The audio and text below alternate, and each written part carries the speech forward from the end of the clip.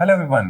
In this video, I'll discuss the 5 myths about UK study visa. And बहुत सारे student in myths को लेके ही अपना UK का स्टडी वीजा अप्लाई नहीं करते हैं। जो सबसे पहला मिथ है हमारे पास यूके स्टडी वीजा का, that is all about the duration, कि यूके में हमारे पास जो कोर्सेज है उनका ड्यूरेशन बहुत बड़ा है। अगर मैं इसको कंपेयर करता हूँ कनाडा के साथ, जैसे कनाडा में ट्रेंड था हमारे पास 2 इयर्स का डिप्लोमा, 1 ईयर का सर्टिफिकेट कोर्स, तो उसके कंपेरेटिवली नोट और ड्यूरेशन ज्यादा है। बट एक चीज यहाँ पे हमें समझनी पड़ेगी कि यूके में हम मास्टर्स या बैचलर्स के लिए जा रहे हैं, किसी सर्टिफिकेट प्रोग्राम या डिप्लोमा कोर्स के लिए नहीं जा रहे हैं। तो नॉर्मली अगर हम यूके स्टडी को यूएसए के साथ कंपेयर करते हैं तो यहाँ पे हमारा जो स्टडी का ड्यूरेशन काफी कम रहता है।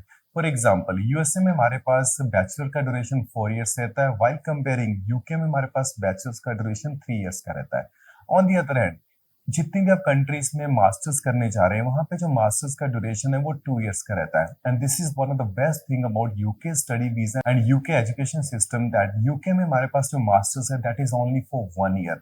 एंड अगर इसको हम सेमेस्टर वाइज कंपेयर करें तो it's just ends in only 8 months. So I will say that कि यूके में जो हमारे पास स्टडी का ड्यूरेशन है वो कम रहता है वाइल कंपेयरिंग टू इंडिया और एनी अदर कंट्री।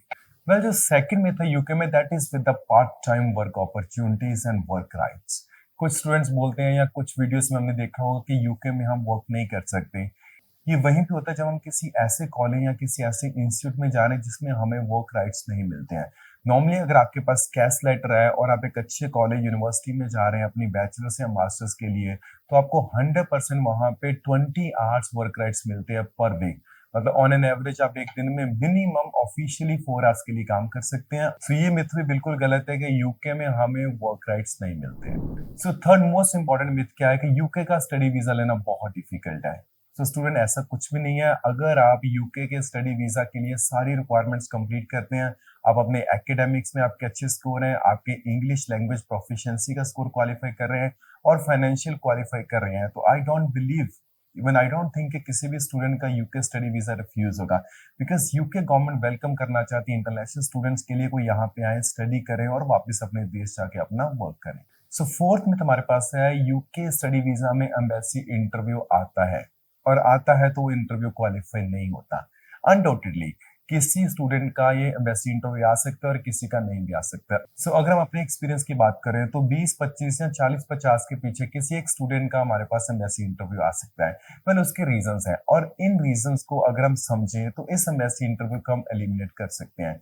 एलिमिनेट कैसे होगा?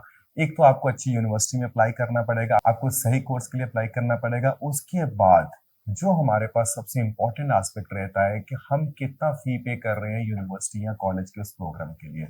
अगर आप 70% से ज्यादा फी पे कर रहे हैं तो चांसेस आर वेरी लेस कि आपका ये इंटरव्यू कंडक्ट हो। मेनली एम्बेसी इंटरव्यू कब आपका इंटरव्यू कंडक्ट करते हैं? जब उनको आपकी क्रेडिबिलिटी के ऊपर डाउट होता है कि आपकी जो इंटेंशन है यूके में जाके स्टडी करने की नहीं है, आप जाना चाहते हैं यूके में सेटलमेंट के लिए, वहां पे जाके आप असाइलम की तरफ ऑप्ट करेंगे, वहां पे गार्जियनशिप की तरफ ऑप्ट करेंगे। इन नटशेल आपका वहां पे स्टडी का कोई माइंड नहीं है। तो उस चीज को समझने के लिए, उस चीज के लिए वो श्योर होने के लिए कि हाँ स्टूडेंट की इंटेंशन ठीक है, तो उसके लिए वो आपका एक एम्बेसी इंटरव्यू कंडक्ट करते हैं। एंड अगर आपका अनलकीली एम्बेसी इंटरव्यू आ जाता है तो there is nothing to worry. अगर आपने यूनिवर्सिटी क्रेडिबिलिटी इंटरव्यू का तैयारी किया तो वही क्वेश्चंस ऑलमोस्ट आपसे पूछे जाएंगे। आपका इंग्लिश का फ्लुएंसी अच्छा है तो बड़े आराम से ये वाला इंटरव्यू आप क्वालिफाई कर सकते हो। Last but not the least, जिसके लिए हम किसी भी कंट्री में स्टडी वीजा पे जाते हैं, well that is the work permit, and that leads to the PR and citizenship of UK. So जितना लोग ये हवा बनाते हैं कि हाँ यूके में वर्क नहीं है, जब स्टडी के बाद वर्क परमिट नहीं है, ऐसा कुछ भी नहीं है। अगर आप यूके में बैचलर्स या मास्टर्स के लिए जा रहे हैं तो आपको 18 मंथ्स तक का वर्क परमिट वहां पे मिलता है, जो फर्दर एक्सटेंड हो जाता है अगर आपके पास एम्प्लॉयर हो। And that will again lead to indefinite leave to remain. ILR की तरफ आप बाद में मूव कर सकते हैं और बड़े आराम से यूके के सिटीजन बन सकते हैं। Thank you.